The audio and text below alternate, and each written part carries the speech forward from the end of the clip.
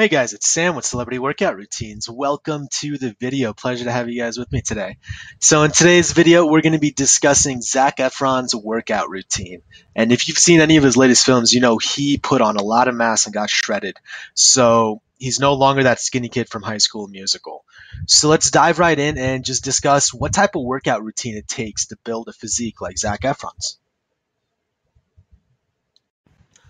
All right, so the goal here is going to be to get big and get lean.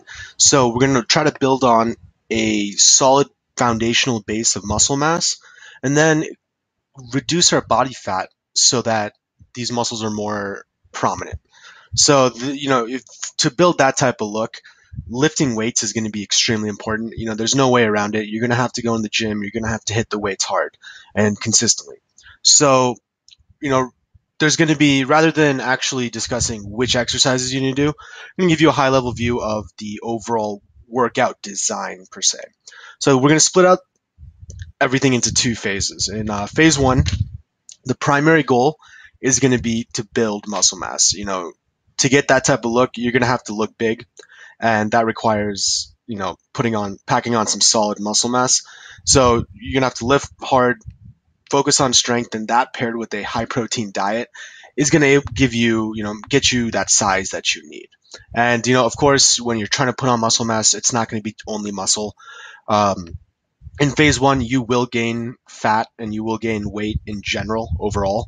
So, but don't fret. This is kind of it happens with everyone. It's nearly impossible to only put on muscle and not gain fat as well during this phase. So, relax, don't overstress that, but just really focus on making sure that your strength, all your lifts, and essentially just, everything is going up and you're getting stronger every single day. All right. So during that phase, we're going to lift weights 3 to 5 times per week and keep cardio to a minimum. The goal here is not to burn too many calories. The goal is to really focus on building muscle and getting your strength up for every single lift that you do. All right. So then we're going to have a phase two, which is after you've built all that muscle and you've gained all that weight, you're going to switch to phase two and start focusing on losing fat. All right. And that's what's going to get us to a low body fat percentage. And then you're going to start seeing your abs show up. Vascularity is going to increase. The definition in your arms will increase. And that's when you get to looking the aesthetics. That's when, everything starts looking good. So during phase two, you're going to be lifting weights 3 to 5 times a week. There's just no way around it. Always going to have to be lifting weights and make that a core part of your workout routine. And during phase two, it's a good idea to just really focus on compound lifts.